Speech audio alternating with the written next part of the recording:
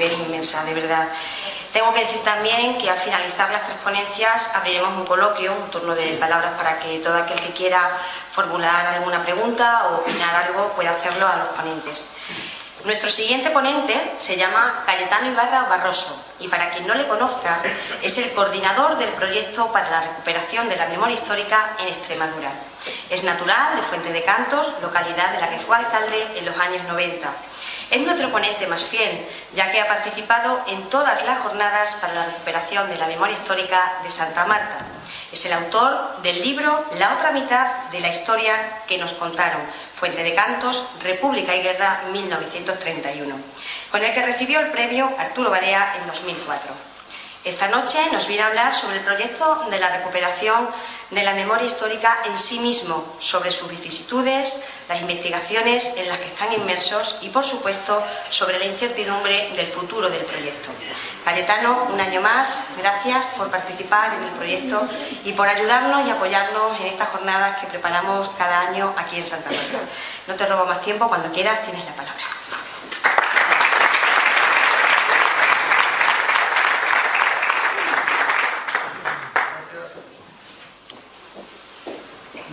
Estoy pensando en el padronazgo de Santa Marta. Llevo ya 6 años aquí viniendo, con mucho gusto además, y sobre todo os felicito por haber mantenido esta jornada de la memoria histórica. No muchos pueblos lo han mantenido y por eso felicito a Santa Marta por haberlo conseguido. Estoy encantado de compartir mesa con Isabel Pereira, con la cual hemos trabajado en bastantes ocasiones y sobre todo en la que seguiremos trabajando. Decirle ya desde aquí que una vez que comente la situación en la que está el proyecto y el futuro que se vislumbra, que aunque sea oscuro, en Extremadura también para la memoria histórica, esa luz de la esperanza que ella tiene, también la tenemos los que trabajamos por la memoria histórica en Extremadura, y esa luz será la misma que ilumine la esperanza que ella tiene. Y encantado también por compartir mesa con Cristina Almeida, una mujer a la que siempre he admirado, primero porque ha tenido siempre las ideas muy claras y segundo porque ha hablado muy claramente siempre. Entonces eso puede ser que hasta que nos parezcamos. Esa admiración es un orgullo compartir mesa contigo. Bueno, y también compartir mesa, aparte de con el alcalde, con una persona que no se ve, José Antonio Martínez Portillo, al cual quiero rendir homenaje a su memoria. Me parece que es un buen momento, un momento propicio para hacer la charla que quiero hacer hoy. Yo he venido a hablar aquí, he hablado de muchas cosas de la memoria histórica, he hablado de educación, he hablado de la represión a la mujer, he hablado también del proyecto, pero hoy quiero recordar un poco lo que ha sido el proyecto, porque seguramente está a punto de desaparecer, y el estado de la cuestión, en qué momento nos encontramos y qué es lo que se vislumbra en el futuro. Entonces, lo he titulado el proyecto de la memoria histórica en Extremadura, balance de una década. Con la plenitud y la madurez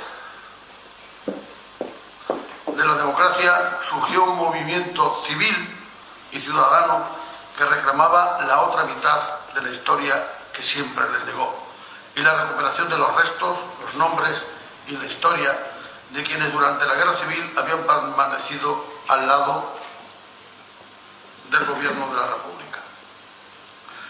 Surgieron a partir de los 80 las primeras asociaciones de la memoria. En Extremadura, desde finales del 2003, desde la administración, se trató de dar respuesta a esta demanda. Aquí se crea el proyecto se pone en marcha el proyecto de la recuperación de la memoria histórica a partir del 2003. Era consejero Francisco Muñoz. Cuando llegó el mal parado intento de Garzón de dar una respuesta desde la justicia y quiso recuperar el listado riguroso y real de la represión en Extremadura, ya se habían consultado todos los archivos de los registros civiles de la región y se trabajaba en cruzar los resultados con archivos militares, carcelarios, gubernativos, etc., para aportar lo que hasta ahora se puede conseguir desde la base documental. En el 2007 es aprobada la llamada Ley de la Memoria Histórica, 2004 ya estábamos abriendo fosas en la comunidad autónoma. Por eso cuando pasó lo de Garzón, alguna gente nos llamaba y nos decía, ¿y ahora qué va a pasar? No va a pasar nada, vamos a seguir con los mismos problemas que tenemos, pero vamos a seguir abriendo fosas, las que se puedan abrir, igual que hemos estado abriendo cuando todavía Garzón no había hablado, porque después llegó la ley de la memoria histórica y nos dimos cuenta que el proceso para abrir una fosa no es judicial, es administrativo.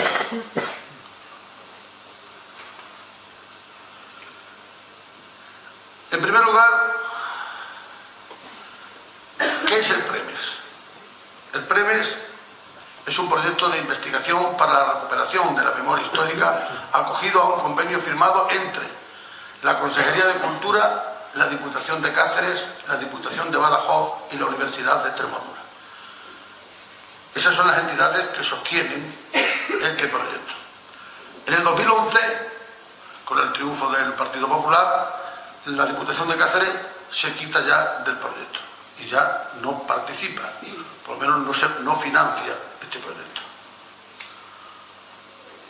No podemos confundir, y esto siempre lo digo y lo quiero decir ahora al principio, no podemos confundir lo que es la Asociación de la Memoria Histórica en Extremadura con el proyecto para la recuperación de la memoria histórica en Extremadura.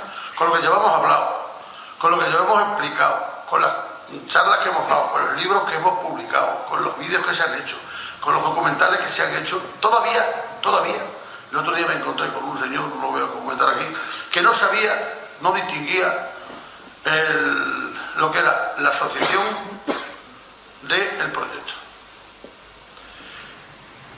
Y no sería muy importante, no sería para mí muy enojoso si no fuese una persona que tiene en su mano el poder de decisión, incluso del propio futuro de este proyecto. La asociación, por tanto, es la demanda. El proyecto pretende ser la respuesta. Y tengo que decir que no en muchas comunidades autónomas es la administración la que lo lleva. Aquí lo estamos haciendo así desde el principio y yo creo que era una buena fórmula. El PREMES tiene tres líneas para trabajar. Una es una línea de investigación, otra de prospección y exhumación de fosas y otra de divulgación.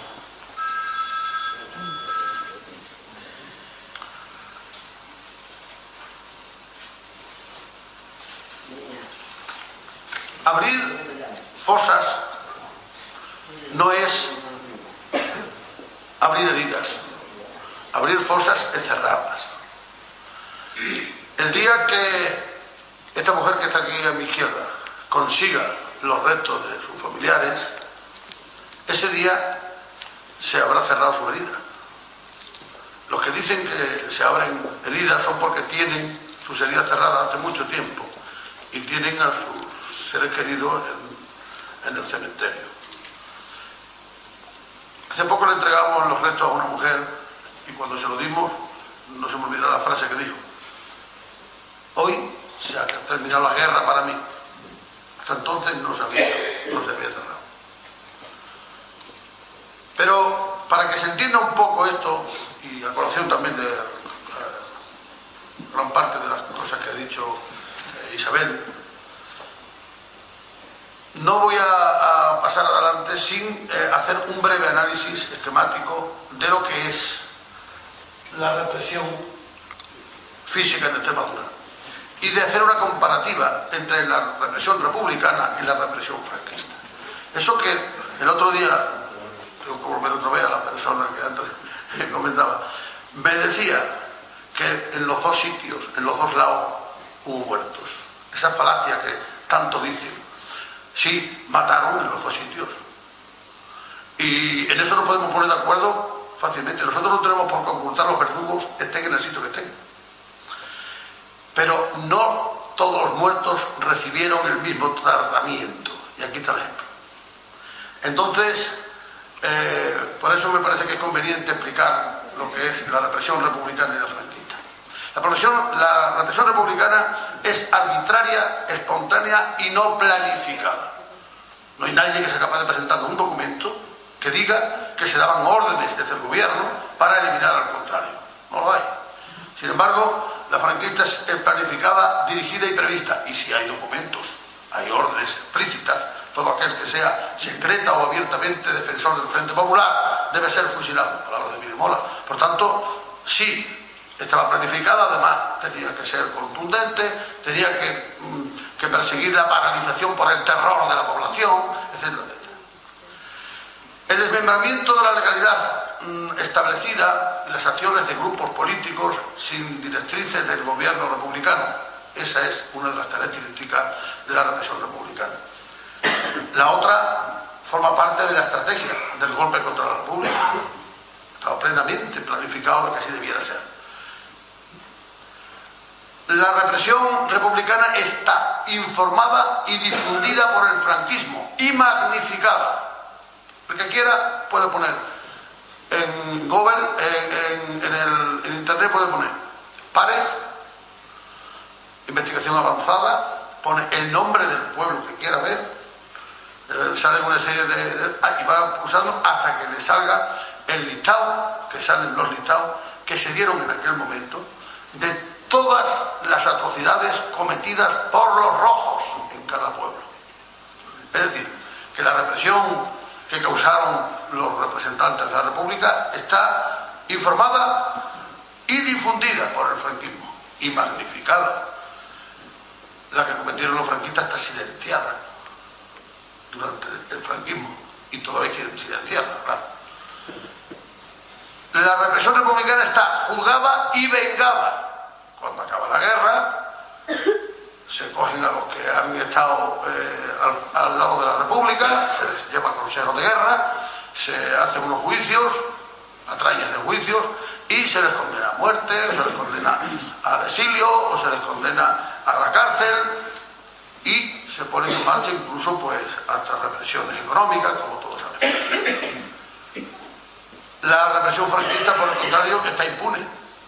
Todavía está impune, lo decía esta mujer ahora. Aquí no hace falta que los echen por la doctrina Parot, hace tiempo que están impunes. La represión republicana está registrada, ya hemos dicho que está perfectamente registrada, y si alguno tenía duda del registro de los listados completos de la represión republicana, en todos los pueblos hemos tenido el listado puesto en las fachadas de las iglesias.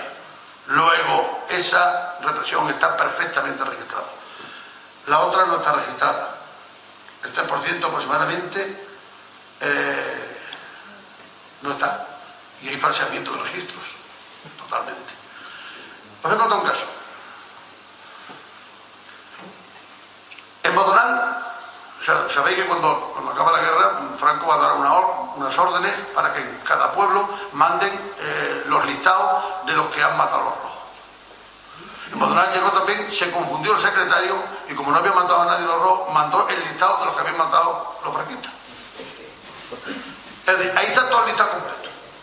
Es el único pueblo donde tenemos el listado completísimo. Daros cuenta, un pueblo que tenía por aquel entonces no llegaba a 1000 habitantes y tiene cerca de 70 personas fusiladas. Fregenal, que está al lado, que tenía cerca de 15.000, tiene registrados solamente 45. Es decir, que no están registrados todos. Si estuvieran todos registrados, hoy no estaríamos buscando la memoria histórica. La republicana está localizada en el tiempo. Julio de 1936, abril de 1939. Y la franquista está localizada en el tiempo, 1936, dictadura franquista. Toda la dictadura franquista. Este sería un análisis cualitativo. Vayamos al cuantitativo. Un tema en el que nunca me gusta entrar porque no me gusta arrojarnos muertos a la cara, pero por lo menos que quede claro como resultado de nuestras investigaciones. En Badajoz, la represión republicana, es decir, los asesinatos cometidos por los rojos, da un balance de 1466. 1466 personas fueron asesinadas por los defensores de la República. Cáceres 130. El total en Extremadura es de 1596. Los franquistas en Badajoz asesinaron a 12.620. En Cáceres 2.100. El total 14.720. Hay también un número de no extremeños que son 680. Eso hay que sumar. Bueno, pues ahí están los datos y como hemos querido ser siempre rigurosos y objetivos, esa es la única objetividad que cabe, decir las cosas por su nombre. Hablemos ahora de la investigación. La investigación se ha llevado a cabo por una serie de historiadores que han formado parte del equipo que formó Julián Chávez, que es el director del proyecto, y a dos de ellos lo vais a tener aquí mañana. Javier Martín Bastos es el que ha mirado los registros civiles de la provincia de Badajoz y es quien ha presentado hace poco la tesis, precisamente basándose en esas investigaciones, y ya puede dar los datos concretos de todos los pueblos de lo que ha sido la represión documentada, porque vuelvo a repetir, nos queda contrastar, eso es una parte que le queda al proyecto para culminar, contrastar los testimonios orales con esa represión documentada. Nosotros llegamos a los pueblos, ya lo hemos hecho en varios, llegamos, ponemos en el tablón de anuncios del ayuntamiento el listado que tenemos y la gente pues nos dice, pues faltan este, falta el otro, este no pregunta bien, y de esa es la única manera que podemos llegar a conseguir toda la relación de las personas que murieron por aquellas causas, o de casi todas, porque algunas personas tenían en aquellos momentos 16, 17, 18 años, 19, sus padres eran muy mayores y nadie después de aquello fue capaz de demandar su memoria. Por eso algunos de esos desaparecieron para siempre. En la investigación de archivos ya lo están viendo, lo he puesto para ser lo más breve posible.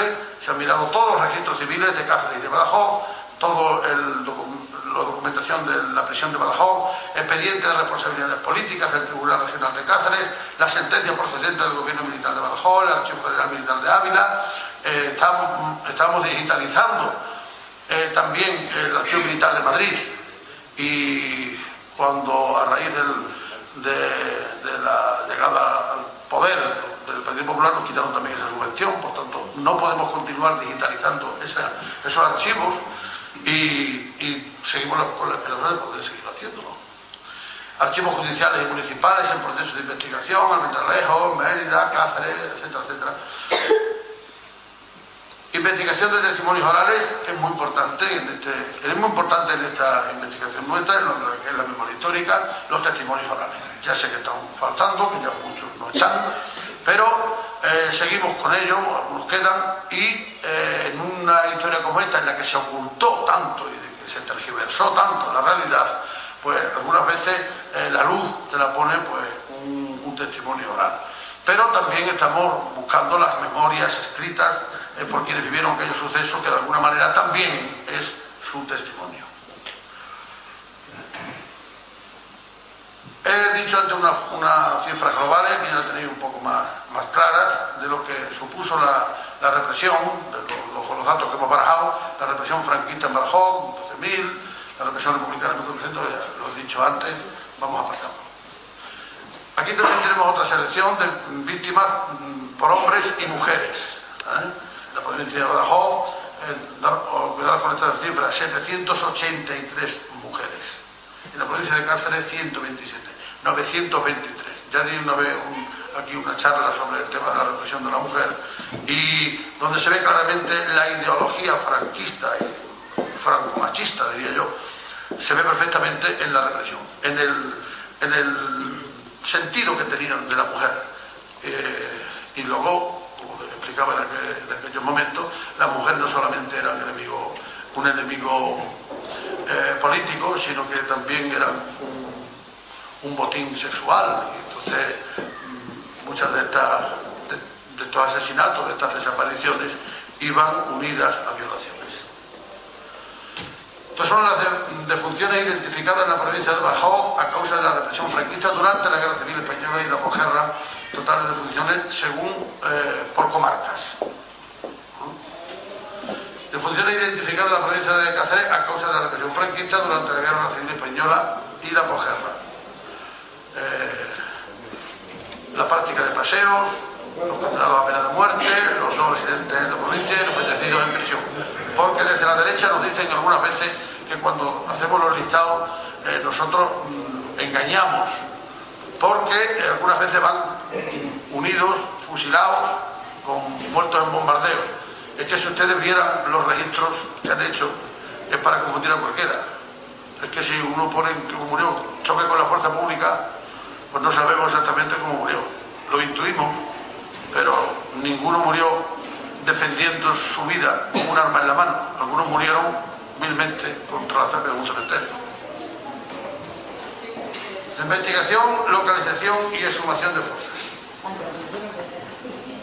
Bueno, pues tenemos diseñado un protocolo que ya funcionaba aquí en Extremadura, y cuando se creó el protocolo para toda España, que se hizo desde el Ministerio, precisamente fuimos nosotros los que dimos los datos de cómo debía de ser ese protocolo.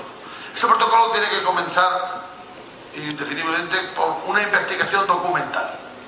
Nosotros, como en el proyecto tenemos hecho la investigación, pues cruzamos los datos y podemos tener los datos concretos de las personas que buscamos. Después, la ayuda de los testimonios orales.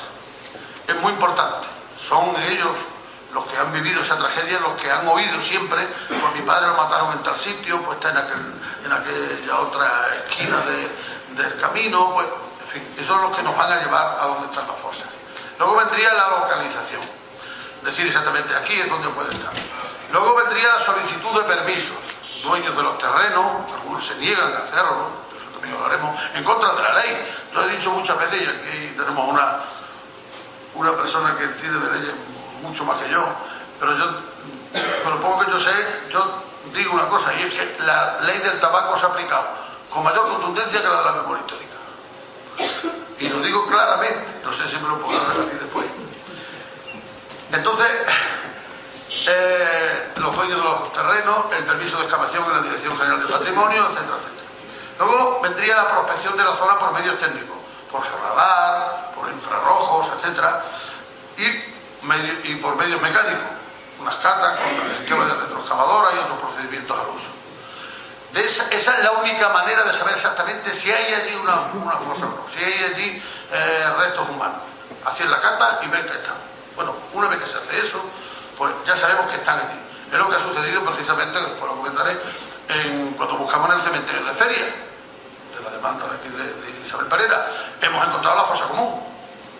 No se ha procedido al segundo paso, que sería la excavación, porque, como ya bien ha dicho, ahora mismo faltan los dineros y falta además el sistema, que es posible que hasta este mecanismo de la memoria histórica, del proyecto de la memoria histórica, que es quien está haciendo estos trabajos, se vaya al garete cuando acabe este año.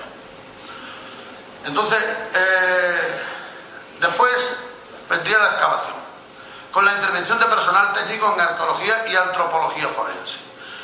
Hay que sacar los restos, individualizados, si fuera posible, porque es la única manera de poder identificarlos después, y con un análisis forense.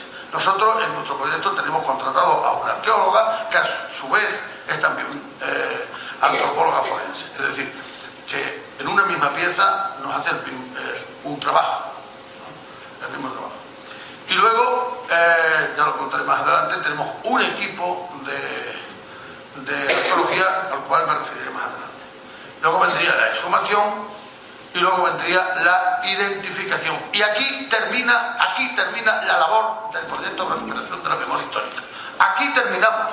¿Por qué digo aquí terminamos? Porque después vendría la reinhumación, pero eso ya pertenece a los familiares.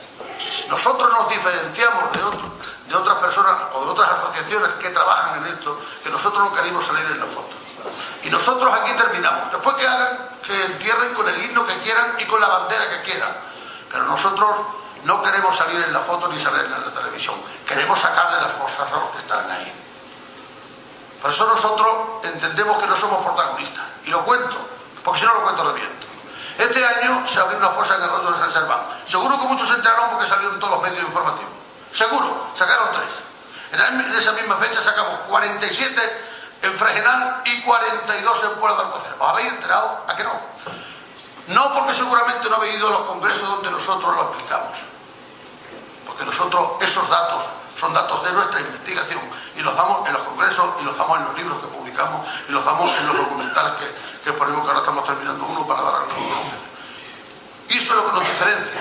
Nosotros creemos firmemente en la recuperación de la memoria histórica, que hay que hacerla por justicia. No pueden estar en una democracia los hombres tirados por las curetas, como están todavía. No pueden estar. Y nadie me puede hacer creer que eso tiene una respuesta. Eso no tiene respuesta ninguna. Hay que seguir haciendo. Creemos en eso firmemente y creemos que son los protagonistas de esta historia las víctimas y sus familiares.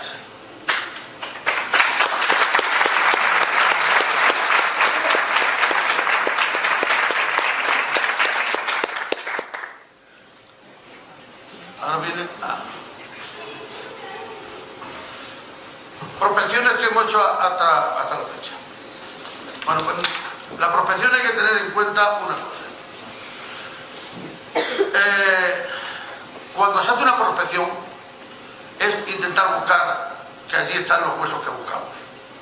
En muchas ocasiones no se encuentran. Otras veces se encuentran y son inviables. Algunas personas tenemos que decirle a tu familiar no se puede sacar de ahí porque es inviable. Porque lo tiraron al Tajo y no sabemos dónde está. Hemos localizado dónde fue, pero no puede sacarse.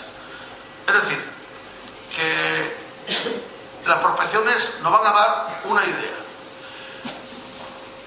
¿Por qué fallamos, entre comillas, por qué fallamos a la búsqueda de fosas? Pues mire, voy a decir algunas razones. En Extremadura se llevaron a cabo un buen número de exhumaciones en los albores de la democracia. En 1979, cuando llegan por fin a los ayuntamientos los primeros alcaldes democráticos, los que estaban pendientes de su memoria, personas que sabían dónde estaban las fosas, las tenían muy claras, y estaban muy recientes, estaban vivos todavía muchos de los protagonistas, pues sabían exactamente dónde estaban las fosas y fueron y las sacaron. Sin la parafernalia que hay hoy, sin arqueólogos, sin forenses, sin nada. Fueron sacando los restos, se los llevaron al cementerio, le pusieron una placa, un recuerdo, una memoria y se acabó. Hicieron muchas, en Albuera, está aquí cerca, en Torremejía, en Nogales, en muchos pueblos. En el Valle de la Serena, en Casa de Don Pedro, en Aillones, en muchos sitios. Bueno, pues se fueron haciendo las más fáciles, las más concretas, las que estaban más claras. Ahora nos han tocado las más difíciles. Eso es una razón. Otra, y de esta tiene la culpa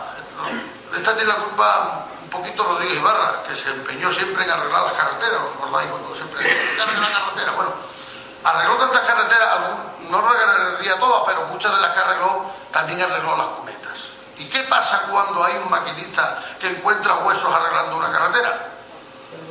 Se lo dice al encargado y el encargado dice, sigue para adelante que nos paran la obra. Es decir, eso es otra razón. Muchas de las personas que están enterradas en las cunetas en Extremadura no las vamos a encontrar jamás, porque se arreglaron las cunetas. Nichos en los cementerios sobre las fosas. ¿Cuántos alcaldes franquistas sabían dónde estaba la fosa común? Cuando llegó la hora, pusieron los nichos encima, para que no salieran jamás. Y de eso también hemos encontrado algunas. Tenemos que decirle a los familiares, está aquí debajo, pero no se pueden sacar. Otra, la edad de los informantes. Son cada día mayores. Yo siempre digo una frase que digo que el campo es muy grande, que hace mucho tiempo, y los informantes tienen muchos años.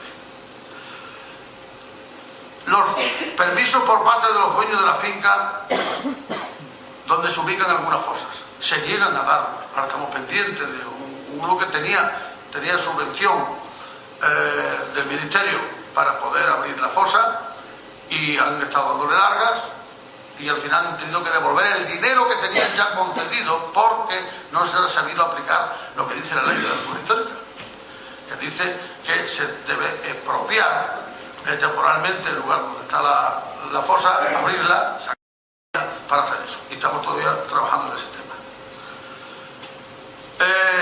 Todas estas circunstancias pueden reducirse a una sola: la falta de conciencia sobre la memoria histórica y la total ausencia de sensibilidad hacia los muertos. Los de un lado, porque los del otro siempre fueron respetados, están dignamente enterrados. Y las prospecciones que hemos hecho desde el 2003 hasta ahora son 53 en total. Algunas de estas dieron como resultado en la localización de los restos y se procedió a la excavación. Pero los enemigos de la memoria histórica, los antimemorialistas, suelen decir siempre que cuando abrimos una fosa y no encontramos, dice que hemos fallado. Yo digo que no hemos fallado. Las prospecciones que no dan resultados, es decir, que no logran encontrar restos, no son fallos. Son la constatación de una historia de desapariciones donde se trabajó con las mejores armas para garantizar el olvido y manipular la historia de las víctimas. Detrás de cada prospección sin resultados, indudablemente hay una fosa. Que no la hayamos encontrado es otra cosa, pero siempre detrás hay una fosa. La historia de una vida y de una muerte, y eso por tanto debe ser reflejado. Las exhumaciones. Voy a ir muy rápido. La primera que iniciamos es la mina de Valdimuelo. Esto fue en el 2003 y ahí se sacó un máximo de 117 y un mínimo de 15. Calamonte. Esto fue en el 2005. Ahí sacamos 3. Esto fue Llerena. Fue en el 2005 también, a las orillas del arroyo Romanzal, y se encontraron 2 fosas. Una con 20 y otra con 19. 35 en total. Esto es Villar del Rey. Se buscaban 6, se encontraron 2. Y un poquito más, porque la fosa había sido movida por las alimañas. Salvatierra de los Barros, 2007 sacamos 4. Y un dato, siempre se dicen que los rojos no creían en Dios y esas cosas, ¿no? Algunos sí, pero de esos 4, 3 llevaban un crucifijo. Lo digo como dato.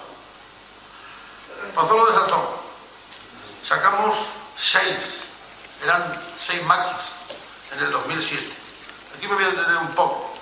Era la partida que mandaba Celestino Martínez Pérez, el compadre, este hombre que está aquí, mandaba un grupo que pertenecía a la partida del francés.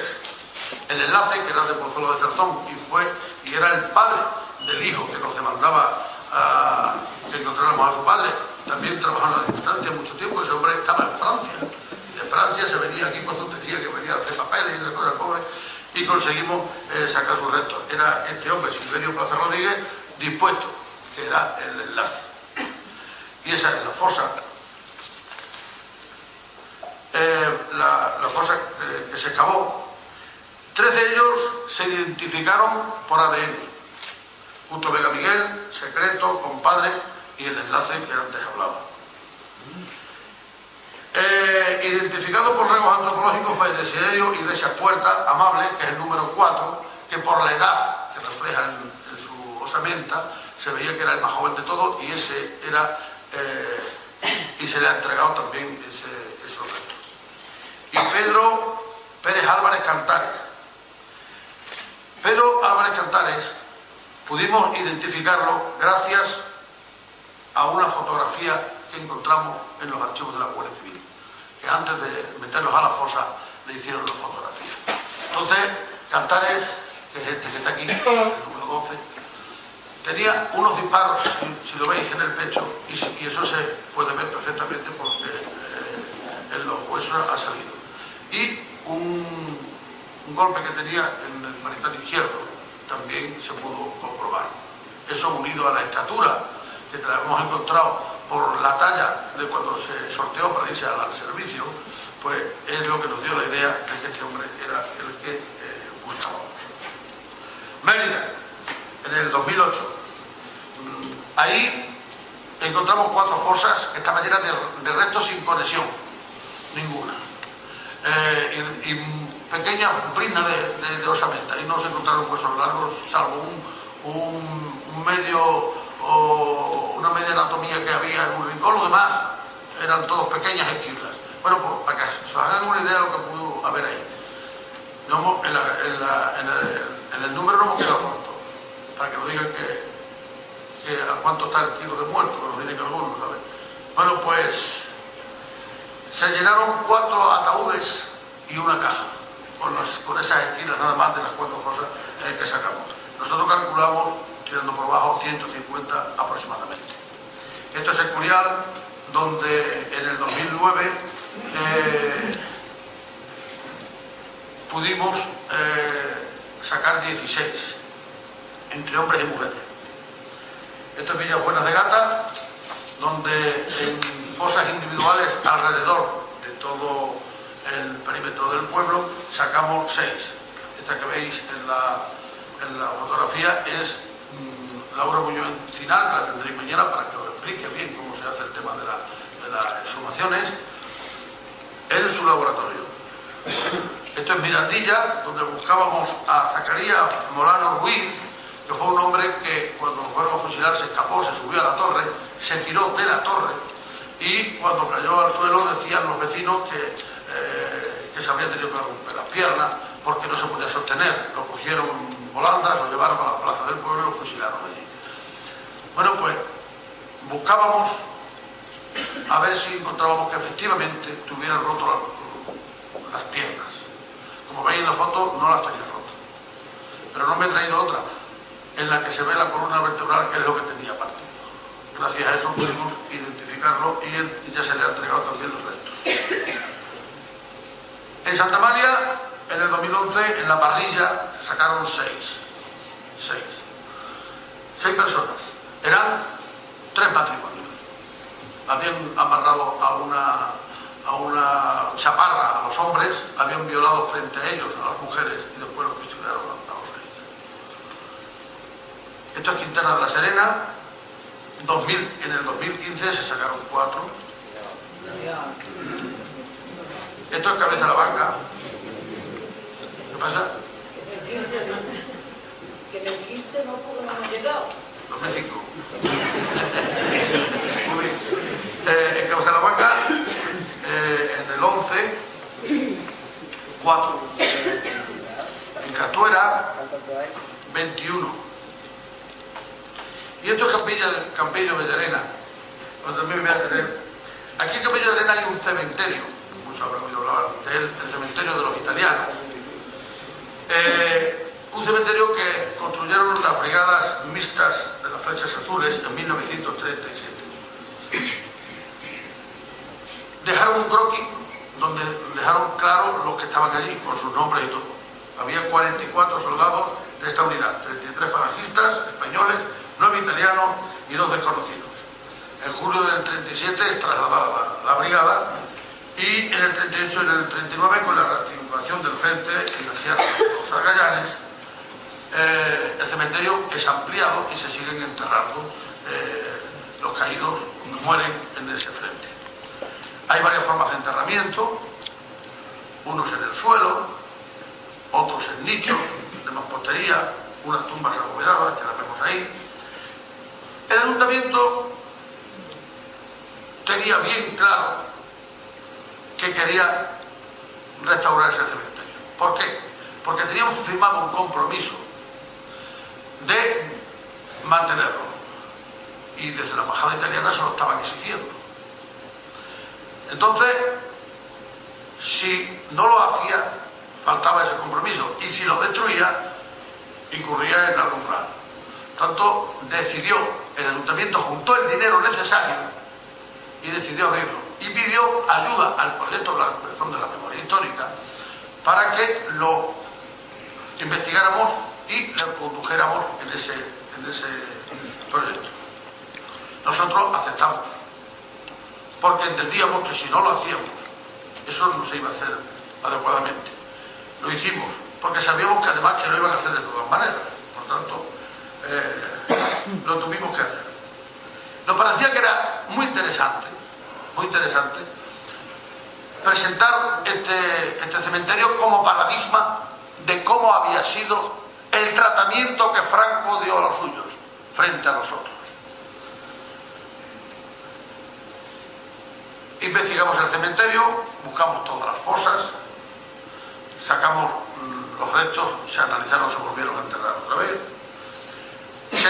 Llegamos a documentar que las órdenes que había dado Franco para enterrar a los suyos, que daba la longitud que tenían que tener, la profundidad que tenían que tener la fosa, cómo tenían que estar colocados los cementerios, cerrados con un cerramiento, cómo se debían de registrar en la iglesia más próxima las defunciones, etcétera, etcétera. Todo eso se había cumplido. Y, por si había algún problema, metieran una botella, porque cuando habla mucho de Aranzadi, habla mucho del cementerio de las botellas que tienen en el norte. Bueno, pues aquí también tenemos un cementerio con botellas. Bueno, pues este es. Encontramos muchos que tenían su botella con su identificación, que aquí pongo una fotografía para que se vea. Es decir, que Franco enterró a los suyos así. Y entonces se restauró el cementerio, que es como está ahora, se paralizó y se informó adecuadamente para que el que llegue ahí no tenga que preguntar como preguntamos. Bueno, pero aquí están los italianos, no están. Bueno, los italianos ya no están ahí. Los italianos se los llevaron a Zaragoza. Ahí no quedan. Hay un croquis donde se explica lo que hay en cada tumba. Se informó adecuadamente y se nos criticó por parte de algunos diciendo que más vale que buscáramos a los del franquismo. Eso se podía decir cuando nos lleváramos, como llevamos ya cerca de 300 acá. Y cuando nosotros, si no lo hacemos, esto lo iban a hacer. O como dicen, más vale que ese dinero no, porque ese dinero es del ayuntamiento, lo iba a dedicar de todas maneras a aquello, porque no quería seguir consintiendo que la gente rompiera los nichos por atrás, sacara la cabeza y jugara con ella para allí. Se encontraban todas las mañanas aquello lleno de huesos. Y eso era un espectáculo que no debe permitirse. Yo digo siempre que los muertos hay que respetarlos y hay que seguir investigando a los verdugos. Esta es nuestra posición. Y la pregunta es, ¿los queremos como están ahí o como están como se ven ahí abajo? ¿Así o así? Bueno, pues si están perfectamente documentados e informados, y hay al final un último panel, si algún día pasamos por allí, os ruego que os detengáis a verlo, el cual yo pedí, yo redacté algunos, pero quise yo redactar ese, en el que decía que ahí estaban los que habían muerto por unos ideales, pero que fuera, en ese frente que fue el frente de los Argayanes, también había otros. Y había venido hacía poco un señor de Valencia y había puesto en una encina una chapa con el número de los compañeros suyos que habían muerto y estaban diseminados por el campo. Por tanto, ese panel no se puede pasar por alto, porque eso es una memoria a los que no sabemos, ni no sabemos si algún día sabremos dónde están, frente a los que sí sabemos dónde están. En Pueblo de Alcocer, en el 2012, 42. Fue el año anterior. Aquí se hizo una prospección, la estáis viendo, se había hecho en el año anterior. También bajo la dirección de Laura Muñoz Encinar. Buscábamos, curiosamente, el hijo es el más mayor. Que cuando hablamos de los abuelos, decimos, ¿será un hombre mayor? No, los abuelos murieron jóvenes. Entonces buscábamos a este hombre de la derecha en petición de su hijo que es de la izquierda. En ese pueblo está la Cruz de los Caídos, donde están los restos, cuando están los nombres de la derecha. Y esto es parte de esa excavación, y ahora ya lo voy a decir, después seguramente lo decir otra vez, pero el equipo nuestro está formado por voluntarios, por chavales que renuncian a sus vacaciones durante el verano y se vienen a abrir fosas. Son jóvenes que tienen muy clara su idea democrática y su idea de la justicia y en la búsqueda de la memoria histórica.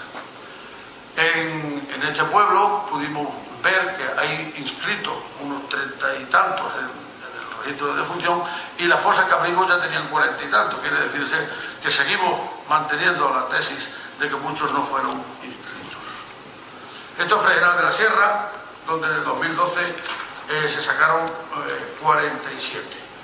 Se han sumado 47 cuerpos y quedan todavía de 10 a 15 más. Entendemos que, como antes decía, la hipótesis es que hay más. Es el cementerio de Fregenal. Esto es una de las tumbas de Fregenal y tenemos el equipo trabajando. Y se hicieron unos homenajes una vez que se concluyó el trabajo. El premio ha trabajado conjuntamente con familias implicadas en el movimiento memorialista, como Aibén. Se terminó, se hizo un monumento. Ahí está el texto que se puso. Fregenal de la Sierra sufrió una terrible represión en el año 36.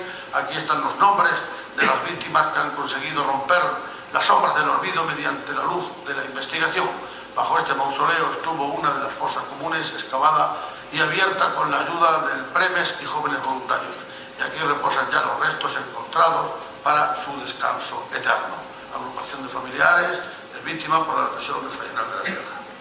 Y una lápide que hay abajo donde dice: ahora abrigados en la tierra materna, ya no tienen odio, ya no tienen rencor, y nos envían con los destellos de su luz tranquila y remota, como la de una estrella, el mensaje de la patria eterna que dice a todos sus hijos: paz, piedad y perdón. Manuel Azaña, discurso en el Ayuntamiento de Barcelona el 18 de junio del 38. Y este es el grupo de voluntarios que ha trabajado en estas excavaciones junto al monumento. Las exhumaciones que se han hecho en estos 10 años son 364. Ahí están puestos por pueblos, cada uno, de como antes había explicado. Y este es el resumen. Demandas registradas en fichas, 220. Prospecciones, 53. Exhumaciones, 15. Individuos aproximados, 362. Análisis de ADN, 10.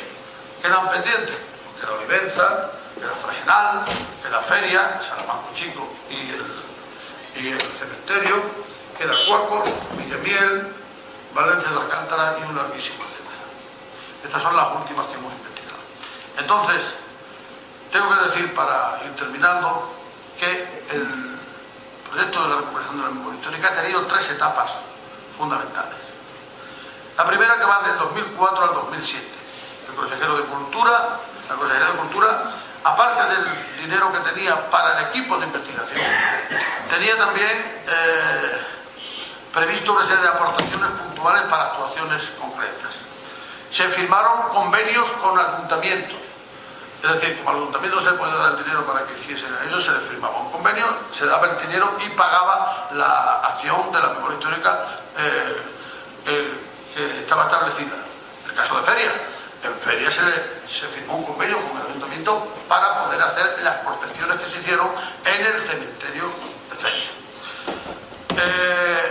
Y el Consejo de la Juventud puso en marcha los campos de trabajo. Ese es el embrión del equipo de voluntarios que ahora tenemos. En el 2007 y el 2011 el Ministerio de Presidencia va a sacar el tema de las subvenciones y se lo va a dar a agrupaciones familiares. Yo pienso que esto es un error, tenía que ser la administración la que hubiera tenido que coger el toro por los cuernos y haber acabado una vez con esta lacra.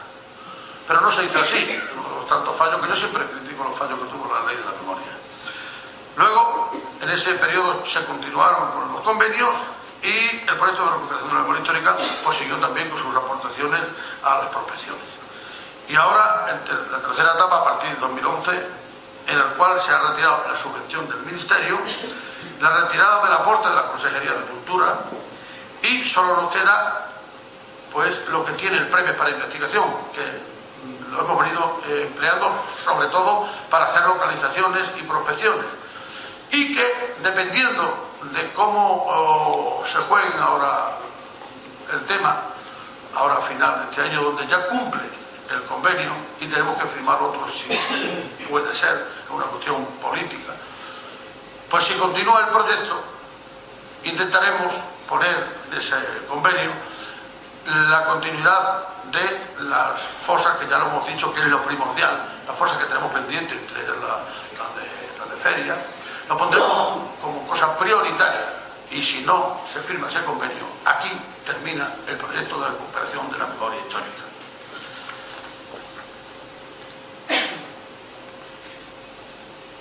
Esto sería un resumen, que me lo salto porque ya prácticamente lo he hecho. Entonces, la última línea era la divulgación, encuentros científicos, publicación de libros, audiovisuales, etc. Y deciros simplemente, para terminar, y con esto quiero terminar, que aún hoy hay personas que buscan a sus familiares y no saben a ciencia cierta si están en tal cuneta, bajo qué olivo, en el fondo de qué mina o perdido en las aguas de qué pantano. Que no encuentran sus nombres en los registros civiles, que aún llevan el estigma de un padre o una madre muertos por auxiliar a una rebelión inexistente o por choque con una fuerza pública que no fue tal. Que una noche llegaron, se lo llevaron para hacerle una pregunta y ya nada se supo. Que hay gente que aún no ha podido llorar, ni llevar una flor a ningún sitio, ni rezar una oración ante una tumba, ni nombrar a su padre o a su abuelo en determinados momentos. A quienes defendemos la memoria histórica nos acusan de crispar la sociedad, pero quienes lo hacen, cuando oyen hablar de ellas, se ponen a cavar nuevamente las trincheras de un viejo enfrentamiento que ya no busca defender nada, solo pretende mantener una historia cerrada a cal y canto. Yo diría cal y llanto. Dentro de esa historia hay muchas historias que pugnan por salir a la luz. Concedamos luz a la historia. Concluyamos. La memoria histórica no abre heridas. Memoria histórica es como llamamos a la historia, que aún tiene las heridas abiertas.